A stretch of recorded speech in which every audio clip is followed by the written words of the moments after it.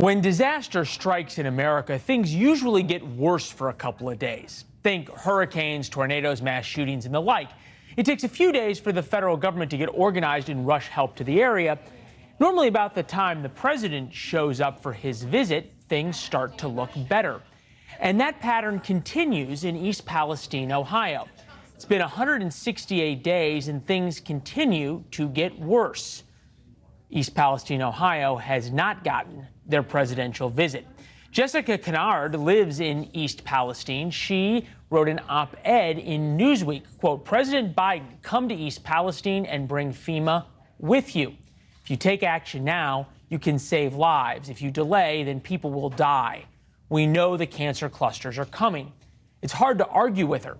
Just this week, independent testing found that the EPA denied the East Palestine soil now contains roughly 500 times the amount of cancer-causing dioxins as nearby towns. Co-author and East Palestine resident Jessica Conard is with us now. Jessica, boy, I appreciate you joining us. Thank you. The White House would argue, look, the president understands what's going on here. He's told the federal government to help, on and on and on. What difference does it make to you whether he visits or not? I guess if you're coming, let's bring some federal funding because there's a lot of cleanup that still needs to happen here. While the investigation continues as to why this has occurred, there are still victims that are bleeding at the crime scene. We're talking about nosebleeds, respiratory illness, all sorts of different things, eye infections. Since you brought up sort of how people are suffering right now, this is what you wrote. And it is graphic, but it's important to understand. We are literally still bleeding. Our bodies have suffered from nosebleeds, headaches, respiratory illnesses, intestinal irritability, and eye irritation. Community members are now experiencing neurological symptoms and rectal bleeding, enough for blood transfusions.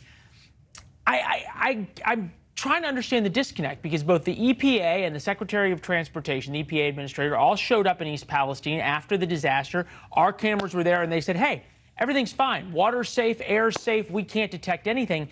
How do you explain all of these symptoms?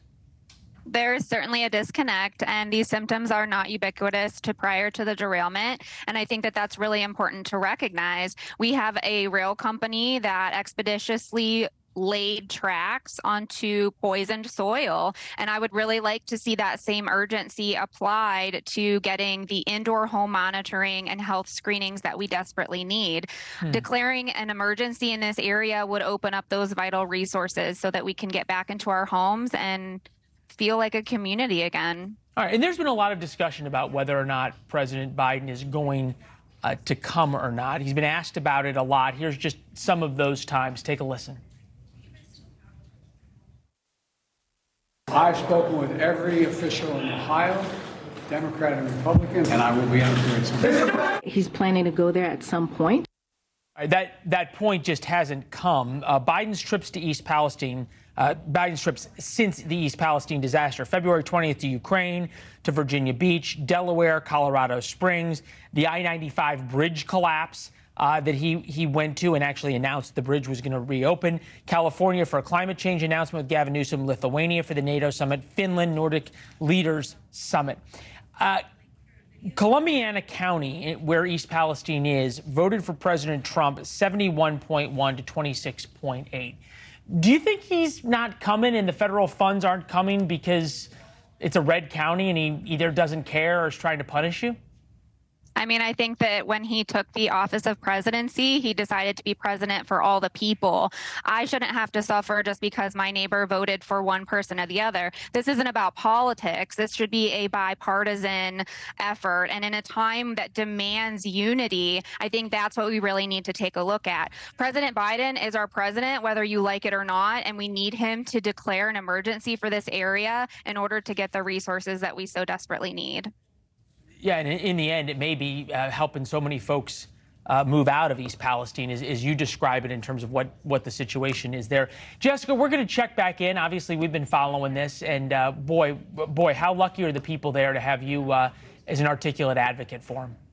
Thank you. I really think that it does set a precedent for the entire America people. When you have an issue such as this could happen in your area. Yeah. And to know that you have that security, that the president and that the federal funding will be there for you, I think that's really important to note. Thank you so much for having me on. And to also know what it's like when it doesn't show up. Jessica, thank you. Thanks for watching. Go to newsnationnow.com to find NewsNation on your television provider.